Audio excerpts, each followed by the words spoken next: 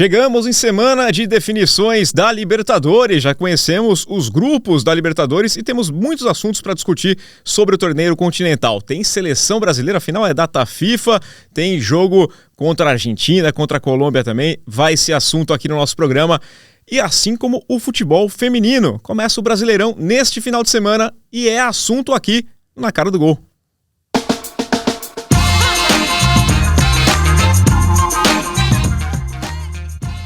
Muito bem, estamos chegando aqui, nossa terceira edição do Na Cara do Gol. Mais uma vez comigo, Rafael Bellatini, na apresentação e nossos convidados. Temos aqui o Eduardo Massa. Tudo bem, Edu? Tudo bom, e para vocês que estão aí em casa, não deixem de assistir o nosso especial Gol nas Américas com Dudu Monsanto, um programa Dudu Sabe Tudo de Futebol Sul-Americano, em que nós detalhamos grupo a grupo como chegam os clubes nessa Copa Libertadores. É muito bom mesmo, o programa é muito legal, o Dudu dá um baile, né? Incrível, tá especialíssimo. E, de novo aqui, de volta com a gente, tira uma folguinha de uma semana, né? Na brincadeira aqui, mas o Cláudio com a gente, tudo bem, Cláudio? Tudo bem. Atendendo a pedidos dos meus milhares de fãs que sentiram saudades, eu voltei essa semana aqui para dar o meu brilho ao programa. É aquela coisa das redes sociais, né? O pessoal tem me pedido aqui, né? Você vai ver, ninguém pediu, né? A minha mãe pediu. Não, tá certo. A gente pediu aqui, o Cláudio está de volta com a gente, porque temos assuntos quentes para conversar e vamos começar falando de Copa Libertadores. Tivemos na segunda-feira a definição dos grupos. Como disse o Massa, fizemos um programa especialíssimo no Gol nas Américas, vale a pena você acompanhar, vai estar aqui na playlist, você procura depois que assistir a gente. Lembrando, né, para você deixar aquele like, se inscrever, compartilhar o nosso podcast. Se você está nos ouvindo através do seu agregador favorito, lembra de deixar aquela avaliação, compartilhar também, porque isso ajuda a gente. Mas conhecemos os grupos e temos que tirar o elefante da sala. Temos que falar um pouquinho, acho que já para começar, porque o presidente da Conmebol, o Alejandro Domingues, né, foi muito infeliz na fala dele. É um momento complicado, a gente teve casos recentes de racismo, né, com o Luigi, é o caso mais recente no jogo entre Palmeiras e Cerro Porteño na Libertadores Sub-20, e aí vou falar uma brincadeira seria, mas ele respondendo uma pergunta, ele acabou usando uma comparação que para mim não faz o menor sentido, é inexplicável, tá? Então é um absurdo, eu acho que fica bem claro por que esse problema não é levado mais a sério. Não estou dizendo que vai resolver o problema do racismo no futebol, porque é um problema que já dura muitos anos, mas a falta de vontade, né? Acho que tem gente que não entende muito bem qual que é o tamanho do problema, por isso que não vai adiante. Mas o que eu queria puxar, tu quer deixar até livre? Sim. Rafael, o que eu acho mais impressionante é quem viu o vídeo, ver a forma como ele se pronuncia, dá a impressão clara de que ali é uma provocação, ou seja, não foi uma ingenuidade ou um contexto ali, um comentário fora de contexto, foi mesmo uma provocação, e isso pega muito mal e é uma situação que eu acho que cabe uma pressão muito grande até para uma mudança de comando ali, porque é um absurdo. É um absurdo no momento que nós estamos passando de violência, de casos de racismo constantes nos estádios, que esse nós até já esperamos, né, infelizmente, mas ver um dirigente se submeter a isso, a fazer esse tipo de provocação é complicado, Foi para mim de caso muito pensado, né? Eu não tenho dúvida ali, porque ele vai responder, ele dá uma parada e depois também teve um infeliz repórter ainda que riu ali ainda, né? Percebendo, então para mim não tem cabimento. Não sei se o Cláudio quer falar alguma coisa. Sim, eu, às vezes, penso bem nesses casos quando acontecem fora do Brasil, na América do Sul, e eu tento imaginar o que se passa na cabeça deles, dos sul-americanos, porque às vezes eu tenho a impressão que eles não veem o racismo como nós vemos no Brasil, como um problema estrutural, que prejudica a vida de milhões de pessoas. Às vezes eu tenho a impressão que eles, quando estão no jogo, insultam, talvez para eles, como não é na realidade deles, países de maioria branca, que eles chamam alguém de macaco, de negrito, como nós, às vezes, quando queremos provocar alguém, tipo, seu bobo, feio, cabeçudo, cara de melão. Acho que é um problema que para eles isso sequer é um problema. Ou seja, eles não têm interesse nenhum em mudar isso, em melhorar isso, né? E as pessoas que estão no comando da Conmebol também, que praticamente não tem muitos brasileiros lá, também são pessoas que não têm interesse. E se houverem brasileiros lá, também são brasileiros que também não vou dizer pessoas com lugar de fala, não é? Mas são brasileiros que também não estão preocupados com isso e já chegaram lá pelo privilégio de serem brancos, não é? Se puder mostrar aqui uma foto que nós tivemos ontem no Brasil que simboliza muito isso, houve uma reunião do Grupo Globo para falar sobre o Brasileirão e tiveram lá, eu contei na foto, 56 dirigentes do futebol brasileiro. E eram todos, tinha um lá, dos 56, que tinha assim um tom de pele um pouco mais escuro, mais ou menos como a minha, mas a minha dúvida é se essas pessoas e eles até debateram o assunto, lutar, se realmente são essas pessoas que vão nos representar, são essas pessoas que estão incomodadas e que vão lutar por essa melhora, porque isso escancara também como o racismo estrutural está no Brasil, porque as pessoas de pele escura não estão no comando, não estão em cargos de liderança, então não tem poder nenhum de decisão. Então também gera muito aquela coisa, enquanto nós estamos muito preocupados em combater a sujeira no vizinho, dentro está tudo destruído, não é? Porque também temos muitos casos... É um problema também do futebol brasileiro. Sim, os estádios brasileiros, não é? Então, é um problema muito complexo, mas acho que não pode servir isso como um atalho para nós esquecermos todo o racismo dentro do Brasil, para nos focarmos nessa guerra agora. Brasil, América do Sul, outros países... Sim, eu acho muito complexo. Eu acho que o pior é nós vermos um exemplo de um dirigente, né, um líder, o presidente da Conmebol, dando esse exemplo, um exemplo negativo, né? Então era o mínimo que ele devia fazer, era não atrapalhar. Exato. Não, e assim, né? Eu entendo a questão da piada, a provocação no estádio, você fala alguma coisa, mas fica ali. Só que esse tipo de provocação, se você entende dessa forma, ela mexe com outra coisa que já tem um histórico, né? Então, é o que a gente fala até de piada. A piada tem graça quando tem graça pra todo mundo. Se não tiver graça pra alguém, ela não é legal, né? Então, eu acho que tem que tomar esse cuidado, tem que ser uma coisa mais levada a sério. Infelizmente, no futebol brasileiro, o futebol europeu também vive isso. A gente viu o caso recentemente do Vini Júnior também, até na Champions League, né, contra o Atlético Madrid, mais uma vez, com mais caso isolado, número 5.735.000, né, essa pegada, mas... Acho que para ilustrar também como isso também, o brasileiro não está isento disso, o caso do Luigi, do Palmeiras, depois de toda aquela comoção, que ele chorou e que os brasileiros estavam do lado dele, ele foi jogar depois da final contra o Flamengo e a torcida do Flamengo estava a chamar ele de chorão durante o jogo todo. Ou seja, um caso doloroso para ele, que numa semana todos apoiavam, e bastou uma semana e as próprias pessoas do Brasil se mostraram aquele lado.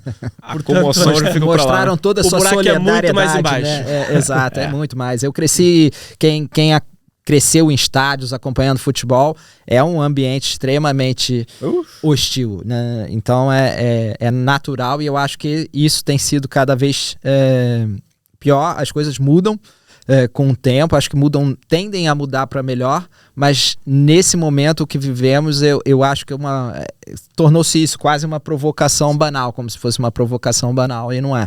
Gosto da sua visão otimista de que as coisas mudam para melhor. Eu gosto muito. Nossa, eu gosto de ter pessoas otimistas no programa aqui. Mas vamos pegar até aqui a resposta. Ela era para uma pergunta sobre os times brasileiros fora da Libertadores, né? Então ele vai lá e cita que não teria cabimento não ter Libertadores sem os times brasileiros. Mas eu queria puxar porque eu fiquei pensando nisso.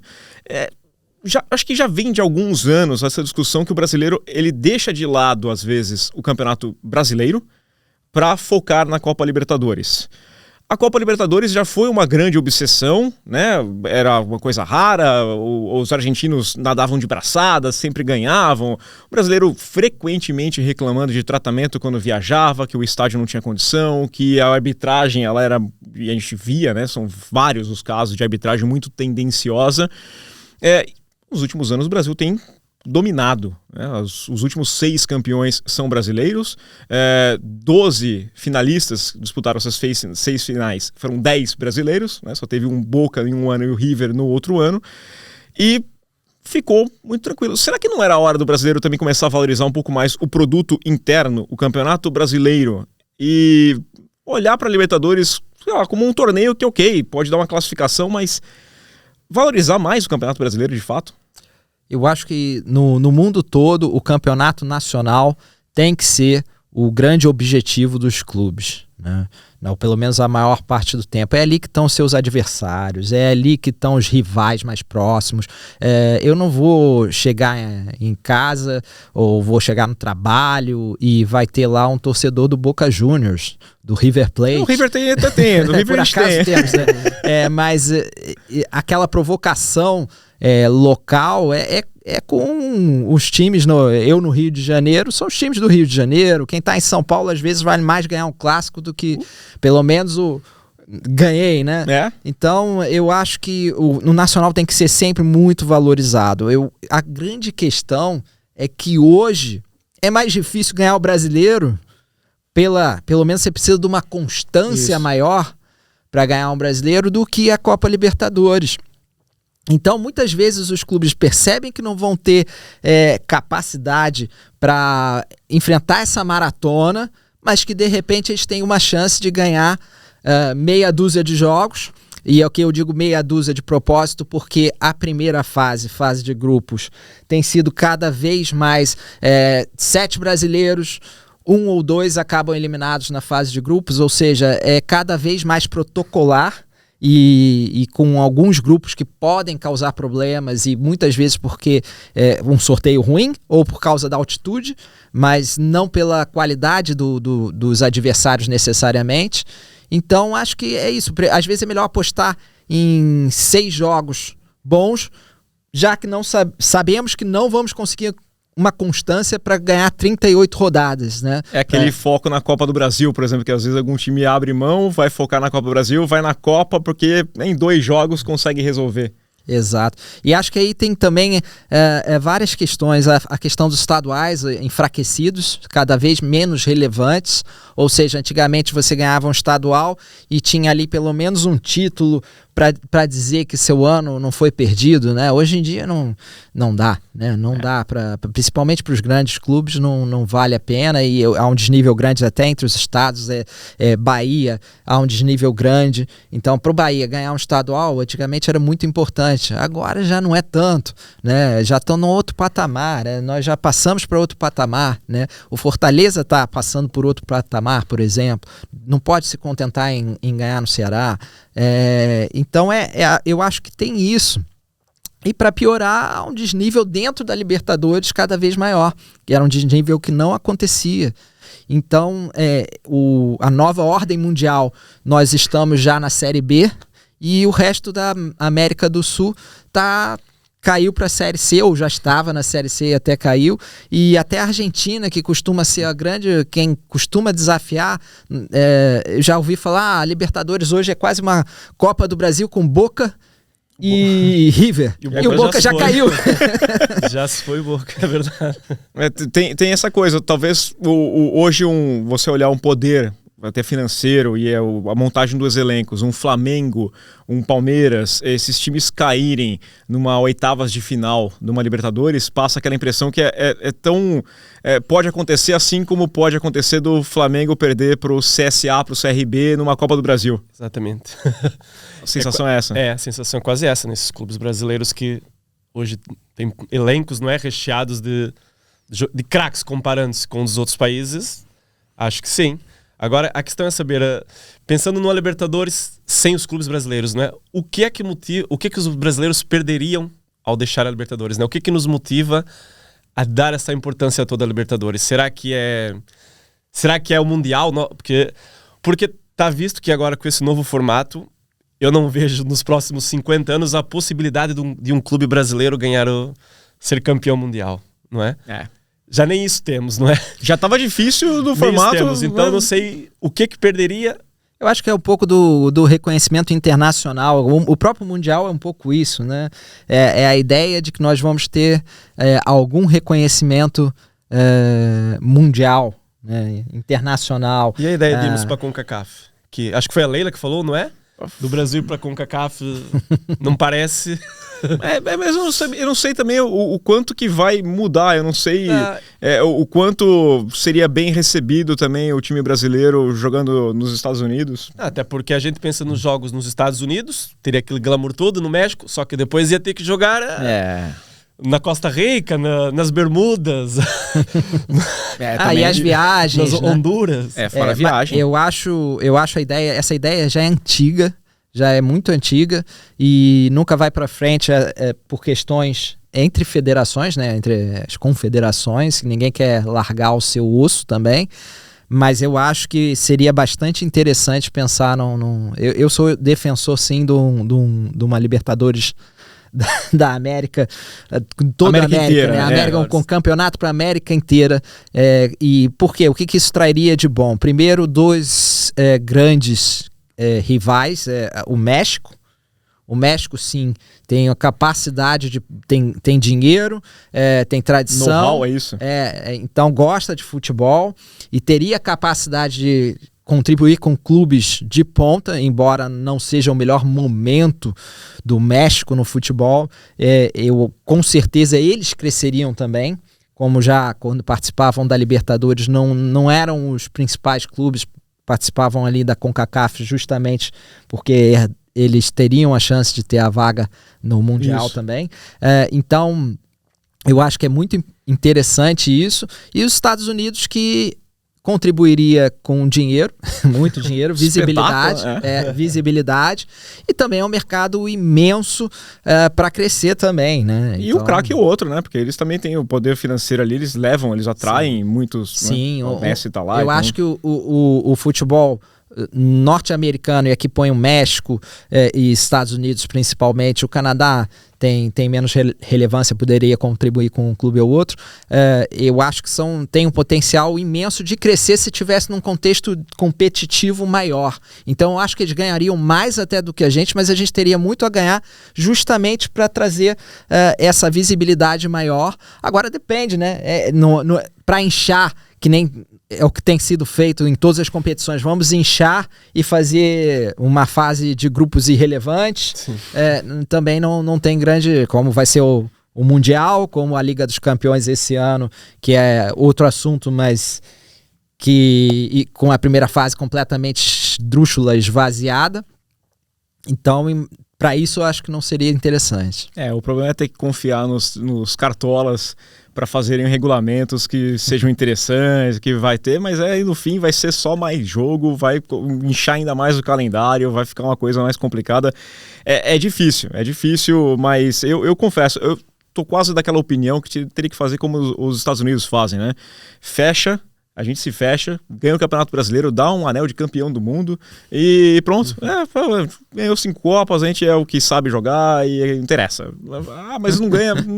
Sei lá, porque eu confesso, eu vejo cada vez mais na Copa Libertadores, às vezes um problema. Questão de logística, o Brasil nada de braçada com relação aos outros, né? Então hoje a maioria dos times brasileiros viaja em voo fretado, então ele vai tranquilo, né?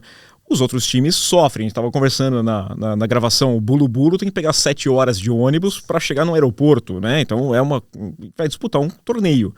Quem vai enfrentar o Bulu vai sofrer esse problema, né? Eu tenho colegas, repórteres que viajavam com os times, cada hora uma emoção, pegava umas estradinhas no canto, subia né, as cordilheiras e era difícil.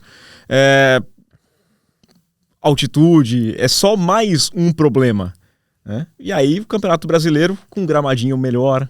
Sim, eu acho que a questão é nova ordem mundial. Para o Brasil é muito difícil manter os seus destaques.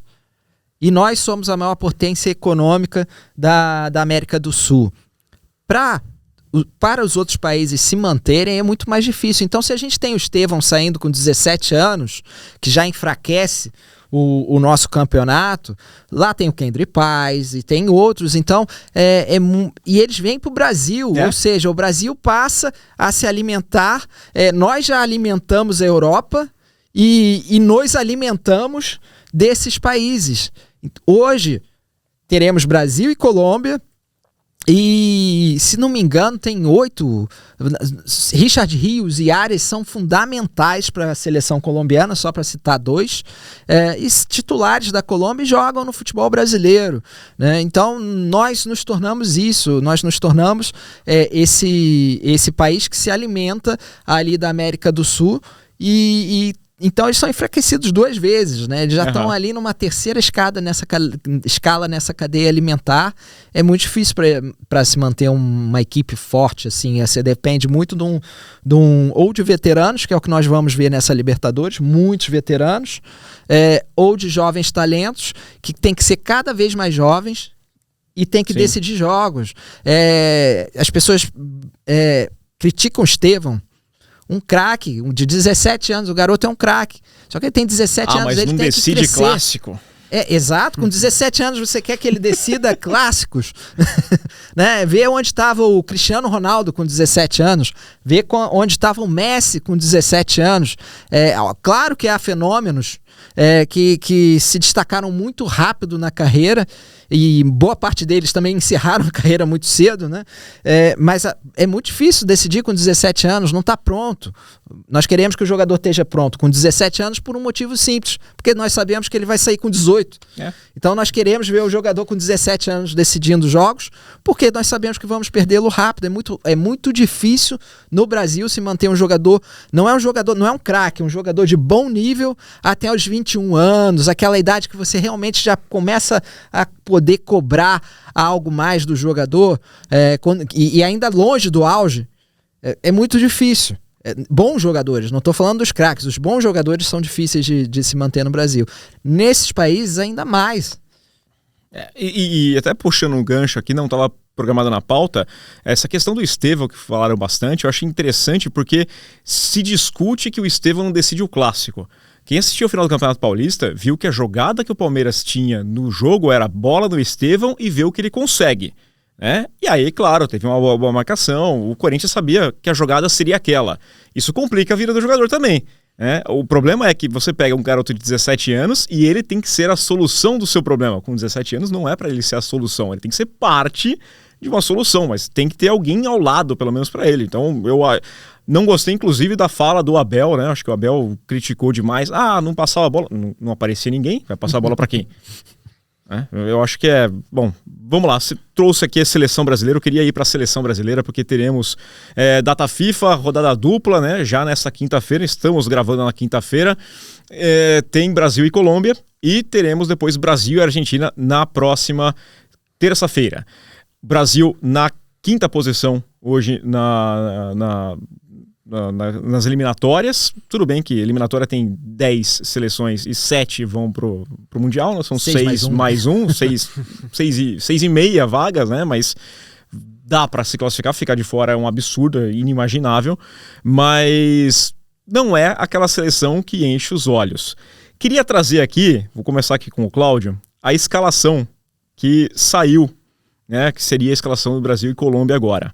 Com o Alisson no gol, Wanderson na direita, Marquinhos e o Gabriel Magalhães seria a dupla de zaga e o Arana na esquerda. Bruno Guimarães, Gerson, Rodrigo e Rafinha, Vini Júnior e João Pedro. Quem marca? Eu ontem, inclusive, estava usando a ferramenta do nosso site, aquela que nós temos para escalar os times. Eu entrei no Brasil e eu tenho que ser sincero, quando cheguei no meio de campo, eu não concluí a minha seleção, porque eu não consegui escalar ali, tipo, uma dupla de volantes que eu pensasse que fosse defender. Eu fiquei procurando, pensei, caramba, mas são só esses aqui? E não consegui, acho... Só tem o André de volante na escalação toda. O André... Eu senti uma saudade de pôr ali o Casemiro. Não sei se contra a Colômbia talvez possa funcionar esse esquema, porque a Colômbia também é uma equipe que joga mais pra frente, é um futebol mais solto. Contra a Argentina, acho que já mesmo o Dorival já deve ver com outros olhos a escalação do Brasil contra a Argentina. O problema é esse, né? Não é só a escalação, é que aí você olha quem foi convocado e tem que impor, né? Exato, eu desafio, porque as pessoas no Brasil, o sujeito nasce volante, morre volante, né? O Diego Souza se transformou em centroavante e era o volante que marcava gols, né? Então, eu acho que nós temos esse problema, volante é tudo volante, o Gerson é volante, o Gerson joga toda hora se apresentando no ataque no Flamengo, ele tem ali o Eric Pulgar para segurar as pontas por ele, trabalha com ele, sobe também, mas quem sobe mais é o Gerson. Se depender do Gerson para ser o primeiro homem, não vai ser. O Bruno Guimarães já fez essa função. Fez função, por exemplo, com o Fernando Diniz, que gosta desse tipo de jogador para ter uma construção ali da saída de bola, mas o Bruno Guimarães não é esse jogador de intensidade que vai o tempo todo marcar aquele ali combate, posição. né? O primeiro combate ali. Né? Ele não é um primeiro volante. Faço esse desafio, veja lá o mapa de calor do Gerson, mapa de calor do Bruno Guimarães. O Bruno Guimarães joga quase o jogo todo no Newcastle lá no ataque, é quase um camisa 10, ou pelo menos um box-to-box, né? E esses dois talvez funcionariam num esquema equilibrado, né, com um duplo, dois na cabeça de área ali saindo mais, um se alternando para subir, mas esses dois vão ter que segurar Rafinha, Rodrigo, Vini Júnior, João Pedro. E se ele quiser mudar o jogo, ele só tem um homem realmente de marcação, que é o André. É o único homem de marcação que ele tem, e aqui eu não estou discutindo qualidade, eu estou discutindo função. O único que faz essa função é o André. Único. Imagina, ele põe um André ali, o André ia ter que segurar 5 nomes para frente. Né?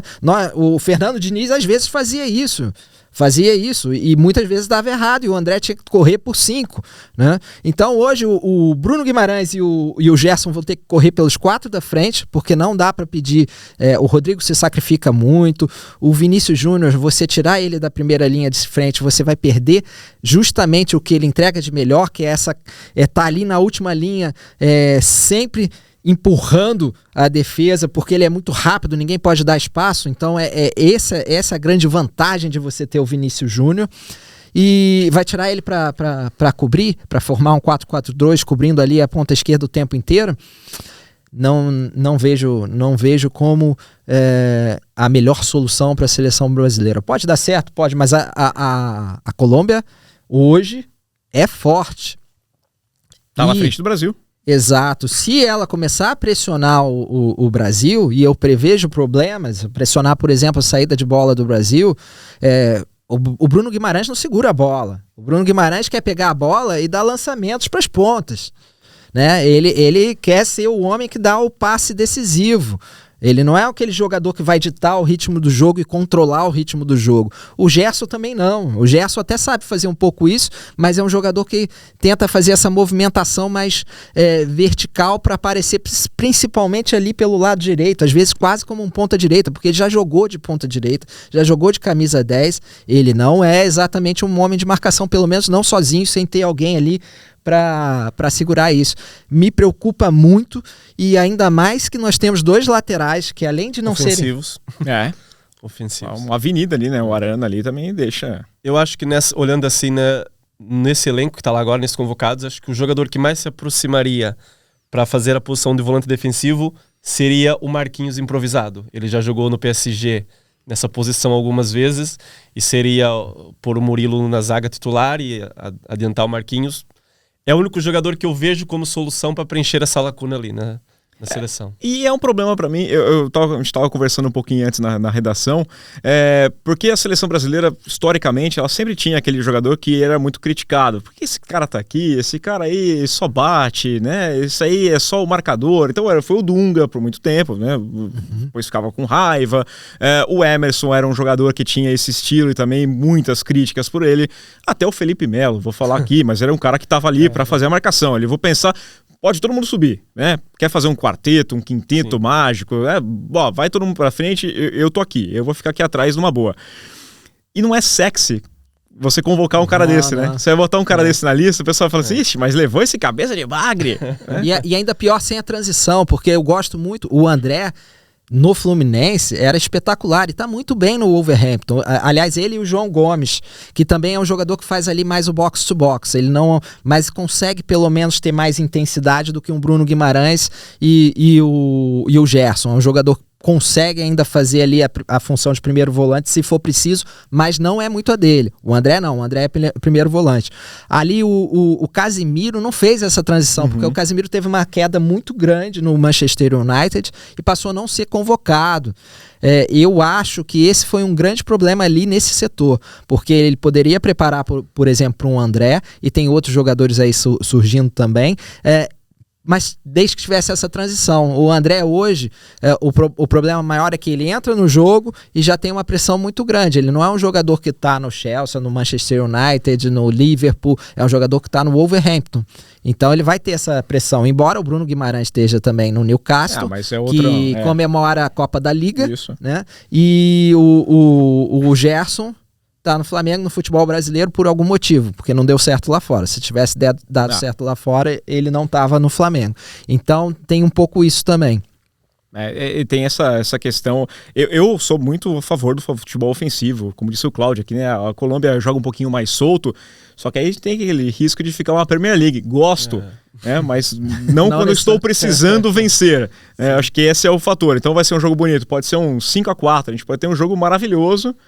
Só que essa questão, alguém ali às vezes é bom. Você pode deixar o time mais solto, até os alas subirem, né? Deixar o Arana, pode subir, mas tem a dupla de zaga e mais esse aqui para evitar qualquer problema maior que pode ser. Não estou falando para fechar a casinha, não estou estacionar o ônibus. Mas é muita gente atacando e pouca gente defendendo, e o Marquinhos há muito tempo não é um nome que passe segurança ali na defesa. Não é no Paris Saint-Germain e não vai ser na seleção, porque não faz no clube mais esse papel. Ainda é capitão, ainda é importante, mas eu tive até nos jogos do PSG que acompanhei, e acompanhei alguns, eu gosto mais dos seus companheiros de zaga e vejo potencial até no Beraldo, em São Paulo. Vejo muito potencial, ainda não está pronto.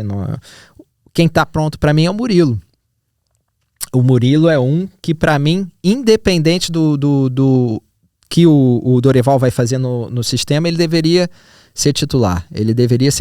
E para mim, quem perderia a posição seria o Marquinhos. A não ser que ele aposte que eu acho que ele nunca vai fazer, numa defesa com 3. Que é mais ou menos o que o Cláudio estava falando, de fazer o Marquinhos ficar ali um pouquinho mais à frente até para fazer essa saída, né? Talvez se hoje correr mal, ele pode pensar nisso para o próximo jogo, né? A vantagem, eu quando olho para os nomes, eu penso muito nisso. Um Antônio Conte faria um ótimo trabalho na seleção brasileira com 3 zagueiros ali, porque o que não nos falta são pontas. E faltam nos laterais. Eu gosto do Wanderson. Não sei o que vocês acham do Wanderson, eu gosto. Eu gosto do Arana. Não acho que eles enchem os olhos de ninguém. É isso que eu ia falar. Para mim, na seleção brasileira. Né? Eu gosto, só que, não sei, talvez seja uma coisa de velho, né? Tô reclamando com a nuvem. Me acostumei com outros nomes que eram bem acima, né? Em outro patamar, né, Cláudio? Sim, acho que ali a herança de ter o Cafu e o Roberto Carlos, né? Que eram 2 nomes dos maiores de sempre, né, na posição deles, acho que gera sempre aquela esperança de ter alguém desse nível, e nunca mais tivemos. Tivemos um Marcelo, que é pelo menos a nível do clube do Real Madrid, era um jogador de topo, mas dificilmente temos laterais que sejam jogadores de topo mundial e que nos encham os olhos, acho que. Eu acho que e eles entram sempre com essa pressão também, eu acho. Nós viemos passando da década de 90 para cá, porque na década de 80 ainda tivemos... Tinha Leandro, né? Exato. Espetacular. Né? Então, o Cafu era muito criticado. Por quê? Porque ele tinha Jorginho, tinha o Leandro, eram jogadores de altíssimo nível. Né? Então, o Cafu tinha que correr muito para compensar, para fazer, para estar naquele patamar e atingir o patamar que atingiu. O Roberto Carlos também era um super lateral. Depois tivemos o Marcelo, que ninguém esperava e conseguiu manter essa tradição de um grande lateral esquerdo. o que ele não tinha, que o Roberto Carlos tinha, defensivamente ele sempre foi mais exposto. Ofensivamente ele era talvez até melhor. Nós tivemos na lateral direita o Maicon. O Maicon no auge do Inter de Milão era uma máquina. Era uma máquina, porque fisicamente ele era uma máquina e ele era bom jogador. E o Dani Alves, que fisicamente já era, defensivamente era pior até do que o Marcelo, mas ofensivamente ele dava passe para gol o tempo inteiro, né? Então nós tivemos laterais que conseguiram até manter um nível de um patamar. Nós temos laterais que estão entre os melhores do mundo, ou são, né? Tanto o Marcelo quanto o Dani Alves foram os melhores do mundo, como o Cafu, o Roberto Carlos. Então agora nós não temos nem num patamar abaixo, nós não temos ali nenhum lateral de alto nível, né? O Guilherme Arana tá no Atlético Mineiro. Sim. E o Wanderson, o Mônaco. Exato, ou seja, são laterais bons, eu não acho eles, mas são um ponto fraco claramente na equipe, né?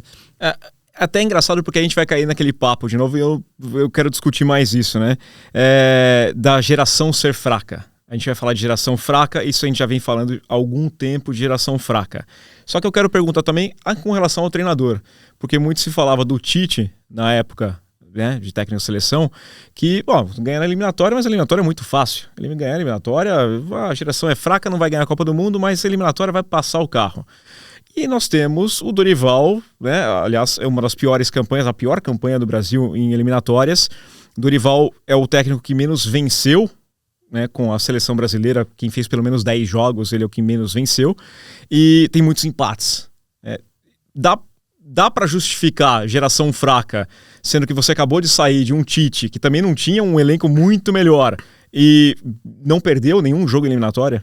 Eu acho que o Dorival já tem que ser muito responsabilizado já, porque nós falamos de geração fraca, em algumas posições até, mas se nós pensarmos o nosso ataque, não é? Rafinha, Vini Júnior, Rodrigo são jogadores que hoje em dia são dos melhores do mundo. Na temporada, 64 gols, eles somam 64 gols, 38 assistências. São 102 participações em gol desses 3 jogadores. É incrível. E se eles funcionam tão bem nos clubes, eles não funcionarem na seleção, tem que ser culpa de alguém da seleção, não é? O Vinícius Júnior não desaprende a jogar de um dia para o outro quando vai à seleção. O Rafinha e o Rodrigo a mesma coisa. Então, o treinador com certeza tem que ser responsabilizado e talvez não saiba trabalhar. Que seleção do mundo não gostaria de ter esses 3 atacantes, não é? Fora que você já tem uma dupla, né? Você já tem o Vini com o Rodrigo que já estão entrosados, já jogam junto, e o Rafinha não joga, ele joga no mesmo futebol, né? Não é nem com característica diferente, mas ele joga no alemão e aí tem um jeito de jogar diferente. Não, é o futebol espanhol, são caixa, né? Você tem o melhor do mundo, Vini, é o atual melhor do mundo, e você tem o Rafinha, que é candidato a melhor do mundo, e você tem o Rodrigo, que provavelmente é melhor tecnicamente que os dois. Ou seja, quem não gostaria de ter? Eu acho que a grande questão ali eu acho que o técnico é os laterais, outro problema, e a passagem de bastão, o Neymar, o Casemiro, importante. Essa geração que não passou o bastão também é relevante. Porque nem recebeu também o bastão, né? Dá pra ser isso? Também. Porque não teve, né? A gente tinha o Romário passando proRonaldo, e aí ele era o presidente, mas depois aí tem que romper tudo, tem que tirar, e acho que desde 2006, daquela loucura que foi Vegas, o futebol brasileiro viu aquela história de mudar tudo e acabou essa história de uma transição. Não parece, mas o Romário pro Ronaldo, o Ronaldo tava em 94, 98, Romário era pra estar ao lado do Ronaldo. E se tivesse, talvez o final tivesse sido diferente. E em 2002 é que ali tem o fim. E ainda muita gente queria o Romário. Na verdade, ele não foi para a Copa por um problema com o Filipão, porque senão era para ele estar lá Copa também. Copa América anterior, né? Ou seja, essa passagem de bastão foi uma passagem de anos. Né? De anos, e que depois não teve. O próprio Ronaldo ali já estava com problemas físicos, a ganhar peso, depois teve 2006, e depois foi isso. 2010 já era terra arrasada. Luiz Fabiano já era o nosso grande. Porque aí o Adriano, que poderia ter participado dessa transição, já não era mais, né? Porque em 2006 o Adriano estava lá, ele poderia ter feito isso aqui. O Kaká nunca foi um líder para assumir aquela seleção. E teve problemas físicos também logo depois, ou seja... Em 2002 ele estava em 2006, 2010 era para ser o cara, mas ele não não tinha esse perfil. O próprio Ronaldinho Gaúcho nunca foi um líder dentro de seleção. Então, sim, acho que o Neymar, se exigiu do Neymar também muito isso, que assumisse muito cedo esse protagonismo. E aqui em defesa do Neymar, ele assumiu. Sim. Né? Ele foi o cara da seleção. Ele não deveria ser o cara da seleção tão cedo e não sozinho. E acabou por ser. E acho que faltou um pouquinho de exemplo. Ele faltou buscar... O Ronaldo fala, né, que ele tinha que buscar o jornal pro Romário lá em 94, né, na Copa do Mundo. Ele vai lá buscar o jornal porque eu quero ler. Falta alguém... Fica no seu lugar aqui, calma aí, que aqui a seleção sou eu que mando e daqui a pouco você entra, né? Exato. Quem eram, vamos dizer, por posição? Neymar, o Casimiro, o Thiago Silva e talvez os laterais ali, o Marcelo e o Dani Alves. Dani Alves... o Marcelo muito cedo também já fisicamente começou a comprometer e já não fazia tanto assim essa diferença. Thiago Silva foi o único que teve longevidade e não sei se talvez por isso também seja uma posição que nós não temos problemas. Eu acho que em termos de geração é muito complicado dizer a pior geração não é. A gente teve gerações terríveis e muitas gerações que foram muito criticadas ao longo do... 90 para 94. Exato. 90 era um desastre, a geração futebol brasileiro acabou. Mauro Silva Dunga. Mauro Silva Dunga. Hoje em dia, se alguém escalasse Mauro Silva Dunga na seleção, ia ser muito criticado. Então eu acho que o problema é o desequilíbrio, isso sim. Não temos laterais, ponto. Na defesa nós estamos bem. Eu falo aqui, eu não confio no Marquinhos, mas o Marquinhos é um jogador de nível de seleção brasileira, né? Eu prefiro outros, mas o Marquinhos está lá, cumpre, ele no mínimo cumpre. Na lateral não, na lateral todo mundo, acho que a questão é como o Dorival não consegue encontrar soluções, né, para esse... O Tite arranjava soluções. O Tite encontrava soluções. Podíamos criticar o futebol, é feio, mas ele encontrava soluções. Eu não vejo Dorival sequer procurar soluções. Nós não temos um primeiro volante. Eu vou botar 5 no ataque e vou resolver como? Ele vai com 3 treinos antes de cada jogo, ele vai colocar isso para funcionar? Pode dar certo porque o talento está lá, mas é complicado se não tiver um equilíbrio. Eu entendo que tem um limite ali do treinador também, a questão, né, Cláudio, de ser teimoso e de só fazer o que pedem. Então, me passa a impressão que o Dorival, nesse momento, está jogando para a torcida. Né? O resultado não está vindo, mas o pessoal quer isso aqui, é isso, então toma, né? É isso que vocês querem, vai lá. Eu não sei, acho que o Diniz foi um pouco assim também, né? Eu também tenho essa impressão sobre o Dorival. Ele parece ali meio que um robozinho ali na seleção. Ele não parece confiante nem no discurso dele. E parece que nem todas as decisões tomadas ali são dele. E ontem surpreendeu-me que ontem ele até chegou a comentar que ele tinha preparado esse Brasil meio que em torno do Neymar. Ele estava contando muito com o Neymar e que para ele foi um choque de última hora e que ele teve que mudar o planejamento. Quando eu vi isso, eu já pensei, tá tudo errado, não pode ser. Não tem como, né? Eu nem acho que ele gosta tanto assim do Neymar, porque ele teve problemas com o Neymar no passado, o Neymar fez ele ser demitido do Santos, não é? Mas parece que ele é obrigado a fazer aquilo, ele recebeu aquela ordem, você vai ter que agora preparar isso em cima do Neymar, e ele acatou. Mas o Neymar também funciona um pouco como escudo, né? Eu acho que até o Tite levou isso aqui nas Copas do Mundo e até foi um erro em certo momento. É um escudo, você não vai mexer com o Neymar e se perder, vão criticar o cara também e eu deixei ele lá, né? É mais fácil. 2025 eu acho que você não pode fazer um planejamento de seleção brasileira pensando no Neymar. Tô até querendo jogar para 2026. Condição física do Neymar, sempre machucado, aparecendo mais em grande trabalho, Léo Dias, parabéns, aí, espetacular, o jornalista que mais trabalha no Brasil, tá trabalhando pra caramba nos últimos dias, mas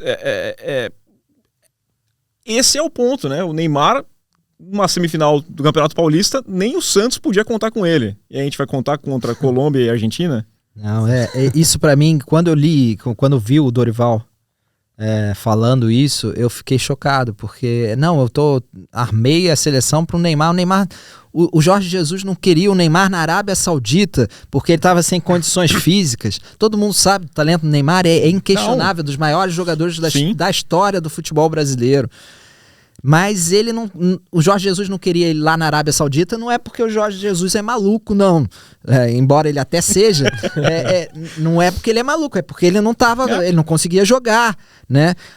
Muito bom, ele vai pro Santos para se recuperar, acho que é uma boa movimentação pro Neymar, e acho que o Dorival tem sim que estar atento, não precisa abrir mão do Neymar, mas ele não pode dizer que ele, eu armei tudo pro Neymar voltar, e sem o Neymar não sei o que vou fazer. Eu até entendi a convocação, eu concordei com a convocação do Neymar, vinha jogando bem ali no Santos, em que se pese que não tinha jogado contra o Corinthians tão bem naquele primeiro jogo, depois deitou mais contra os piores times do Campeonato Paulista. Mas daí, convocar, a basear todo o seu pensamento no Neymar... A sensação que eu tive ao ver alguns jogos do Neymar no Paulistão foi que ele foi muito protegido pelo estatuto dele. Eu notava que ele às vezes estava com a bola no meio campo. Aquela jogada irritante que ele faz às vezes, tá no meio campo de costas e que na Europa e na seleção sempre chegava alguém... E ali, ele fazia aquilo e os jogadores do interior ali não queriam tocar nele, eles estavam mais preocupados. E no fim do jogo, ir lá tirar fotos com o Neymar e serem amigo deles. Tentar a camisa, né? E qualquer jogador, imagina um jogador do Inter de Limeira lesionava o Neymar. O país todo ia cair em cima dele. E ele ali foi muito protegido por isso no Paulista, eu acho. Eu não acho que ele teve assim tão bem como foi dito. E acho que na seleção, pegava uma Colômbia, ele ia receber as duas bolas no meio campo e já ia levar ali. Nossa, ele teve bem pra quem não joga há 2 anos praticamente, né? Mas também ele jogou jogos de nível pouco exato, exigente. Então nós temos... É relativo, ele teve bem naquele nível. Muito bom vê-lo a voltar a jogar e a conseguir ser um jogador profissional, porque a dúvida que nós temos, não é? Tínhamos, né? Eu ainda tenho essa dúvida, se ele consegue ser um jogador profissional, porque para ser um jogador profissional ele tem que estar em campo, ele tem que jogar, né? E então, é isso, e não dá para montar. A Argentina ganha quando percebe que precisa o quê? Eu posso jogar até em função do Messi, mas eu tenho que ter toda uma estrutura montada para aquilo funcionar. O Messi tem que ser aquele toque de talento final, aquela genialidade que faz você ganhar títulos. Então eu acho que ele pode montar uma equipe para jogar em função do Neymar quando o Neymar estiver lá. Ele tem que primeiro o quê? Armar a equipe para funcionar como equipe, né? Uma seleção que funcione como equipe propriamente dita. Eu não vejo, eu posso obviamente estar enganado, mas eu não vejo... Eu vejo esse time atual ganhando até jogos, pode ganhar da Colômbia, pode até ganhar da Argentina, mas eu não vejo uma estrutura para o futuro. Eu não vejo como é que ele vai jogar com Bruno Guimarães e Gerson os grandes jogos todos e para segurar 4.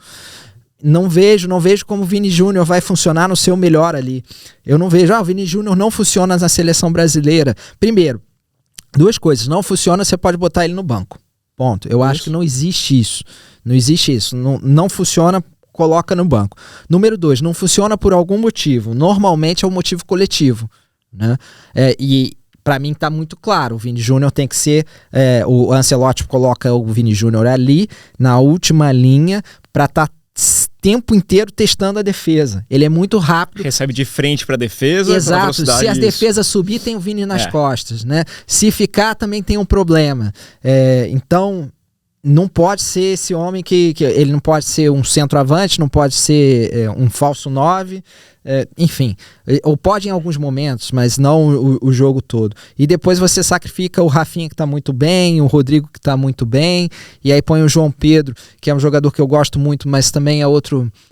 ele não é um centroavante, é um jogador que gosta de vir de frente pro gol também. É mais centroavante que os outros, mas não é aquele homem de referência, né?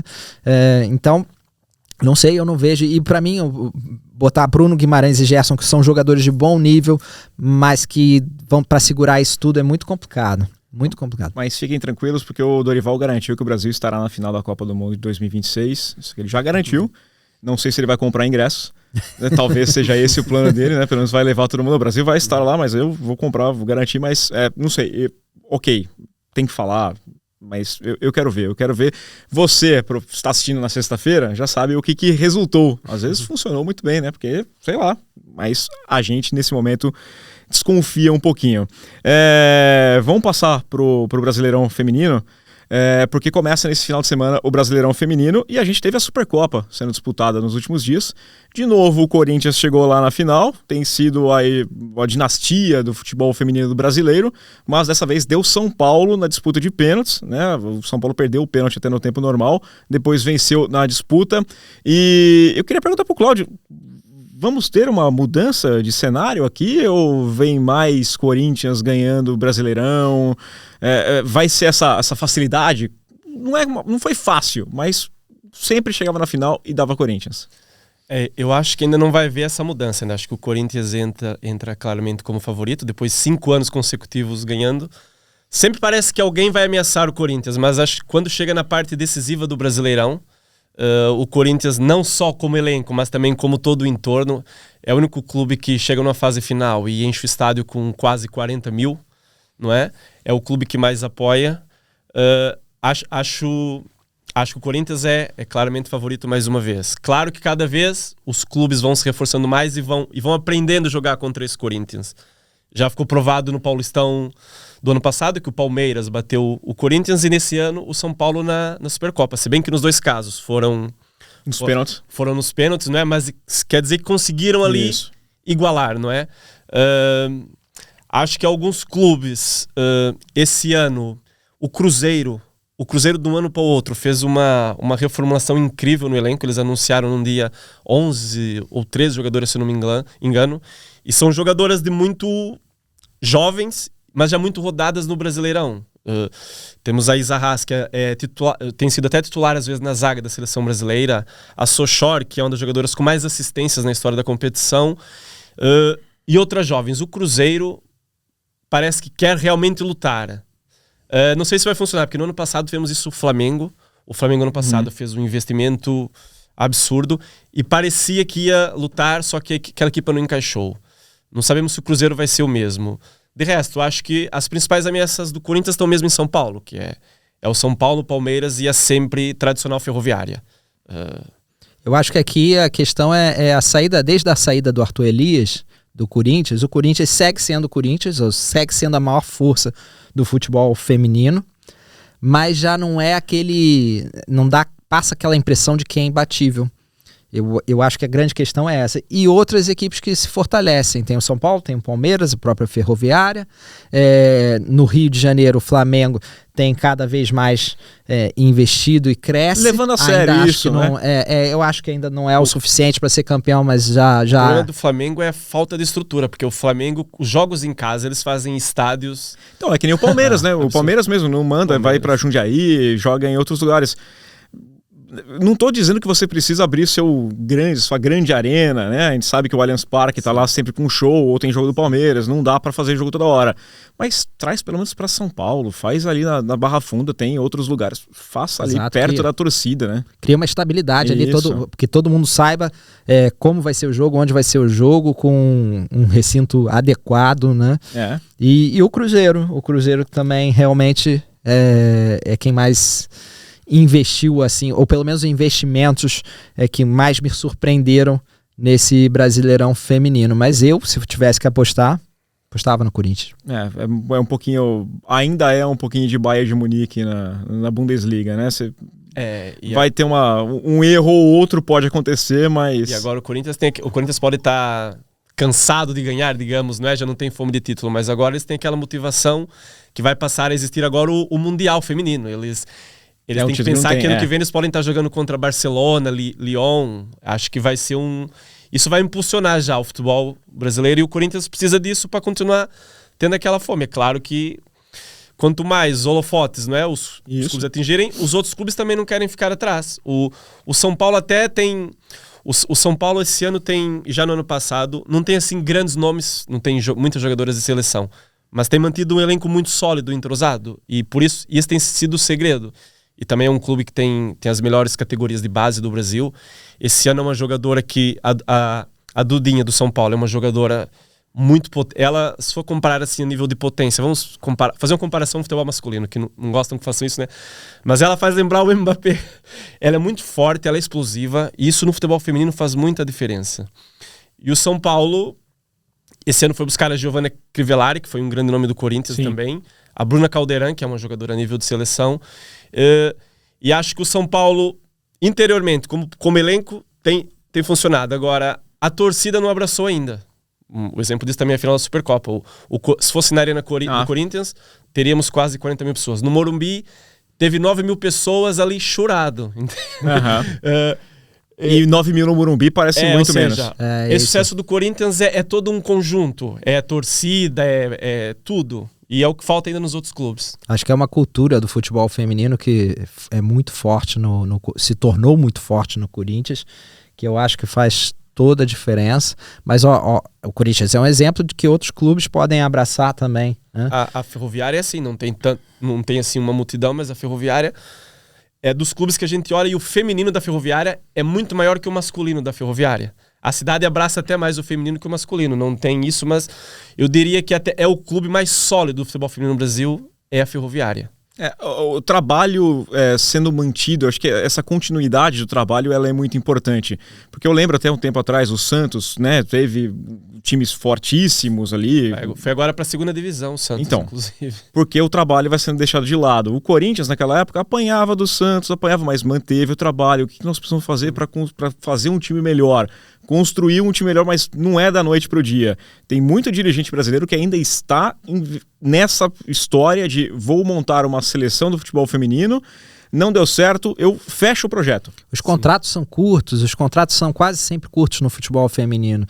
Quem vê o mercado do futebol feminino é muito interessante, porque todo ano é quase times inteiros que se desfazem e que são montados. Isso era até no mundo todo, não era só no Brasil, não. Agora que já começam a fazer contratos mais longos e muito longe ainda do que é o masculino, que às vezes nós vemos agora uma tendência de contratos de 8 anos para revelações. Não, estamos falando aqui de contratos de 2, 3 anos. Já é um luxo para a maioria das jogadoras profissionais ter um contrato de 2, 3 anos, essa estabilidade, saber que eu vou estar ali com um contrato certo. E para a equipe obviamente positivo manter essa estrutura, né? Assim como eu falo do Corinthians, quando perde Arthur Elias, o que ele perde muito é esse fio condutor que estava nos últimos anos e que talvez não tenha mantido o mesmo patamar de trabalho fora das linhas. O Corinthians segue sendo o melhor time, certo? Só falta ali talvez esse toque, essa quebra, né? Não é só a questão da qualidade, mas também essa quebra no trabalho, que obviamente tem alguns desafios, né? E também manter, obviamente, a qualidade. O Arthur Elias era um técnico diferenciado no futebol feminino, com certeza. Mas dê uma chance ao futebol feminino. É bom, é muito bom. O pessoal fala assim, não, tem jogo ruim no Brasileirão, no Campeonato Paulista, e você assiste. Então, não vem com essa não, tá? É legal, eu gosto bastante de assistir, já vi muitos jogos muito bons. Nós, por dever profissional, assistimos os estaduais. Então. E pelo amor de Deus, tem jogo de estadual. Nossa senhora, né? Às vezes até a Conference League a gente... tem que assistir alguns torneios aí você vem com esse papo, então, né, assista, vale a pena. Pra gente fechar aqui, a gente vai começar a introduzir uns quadros, a gente queria fazer uma eleiçãozinha semana a semana, do melhor e do pior. A gente começou a discutir e a gente não chegou no consenso, né? Então eu vou dar a minha opinião. Eu vou começar com o pior pra gente terminar no bom astral, tá? No pior da semana, eu vou com o presidente da Conmebol, porque pra mim não existe coisa pior do que ele fez, né? No mundo do futebol, nada foi tão ruim quanto o presidente da Conmebol. Mas dá pra discutir algumas coisas. Tem gente que deu papelão aqui, né? Nos últimos dias, né, Cláudio? Eu ontem nessa nossa discussão eu tinha citado o Sérgio Ramos, porque lá ele chegou no México, não é? Com aquele... pompa e circunstância. Ele até marcou acho que 2 ou 3 gols, não sei, estava muito bem, mas ele voltou a fazer das dele, não é? Ele levou um cartão vermelho por tentar dar um pontapé no jogador, sem contexto nenhum. Até se riu no fim do jogo e disse... Era o que faltava aqui, eu já fiz gol, ainda faltava o meu cartão vermelho. E foi o 29º cartão vermelho da carreira dele. Eu não sei... se nós conseguimos encontrar algum jogador que tenha mais. Então acho que um jogador ir lá, com o investimento que foi feito, o peso que foi, para fazer um papelão daqueles e dar aquele mau exemplo, para mim, e eu só fiquei meio em dúvida, porque essa noite, com a derrota do Atlético Paranaense de 3-0 contra o Maringá, eu fiquei com aquela...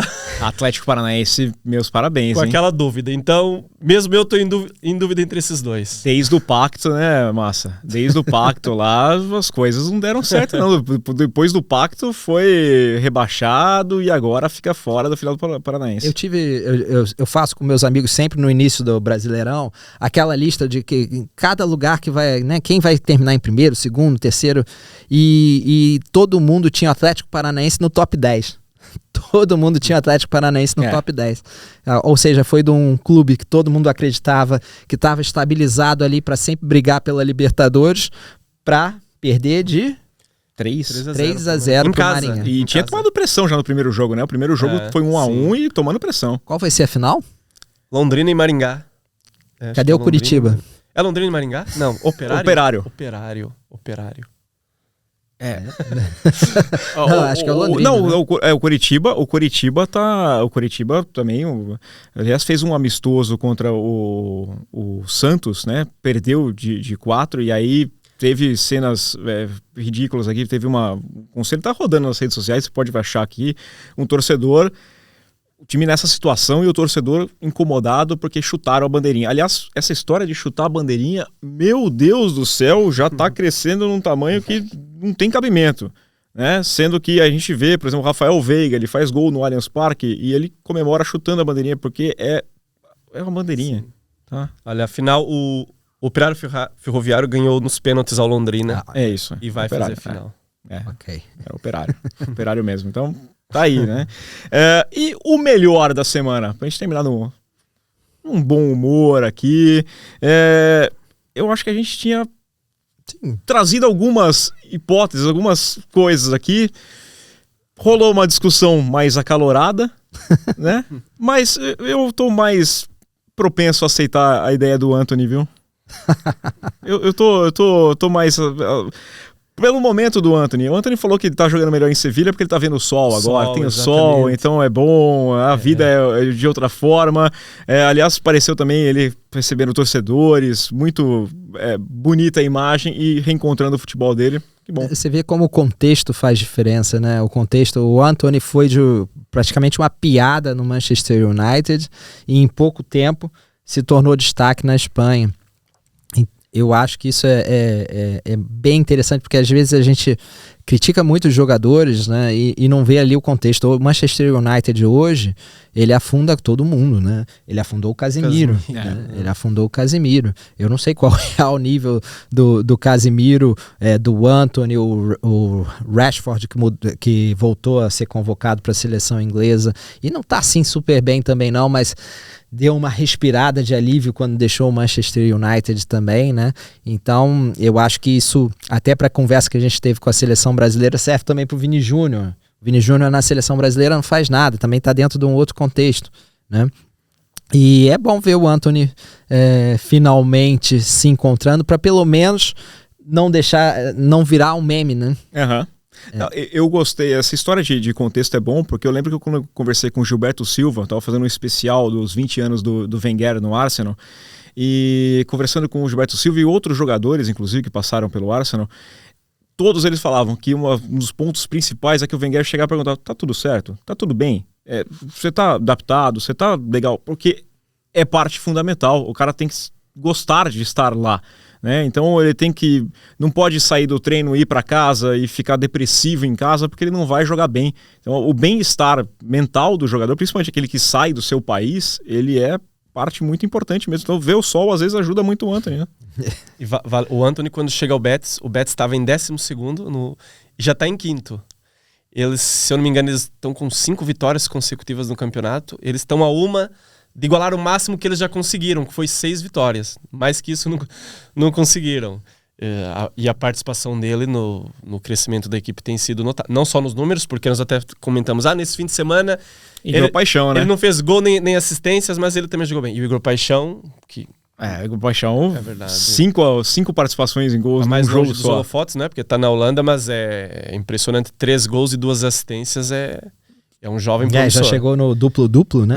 E não foi só nesse jogo, chamou a atenção, mas ele tem já feito já desde o ano passado lá muito consistente lá. Também é um jogador para terem atenção, o Brasil. Campeonato holandês muitas vezes não tem tanta atenção, né? Acho que no passado até se falava mais, perdeu bastante do seu brilho, mas o Igor tá fazendo um bom campeonato, assim, vale a pena acompanhar. E só falando do Betis aqui, o Betis do Vitor Roque, que não deu certo no Betis. Ou seja, o Vitor Roque não conseguiu ter esse impacto no Betis, o que não significa que ele não vai chegar no Palmeiras e ter impacto rápido também. Mas a primeira final do não Paulista, foi, o Vitor Roque tem que dar mais tempo, né?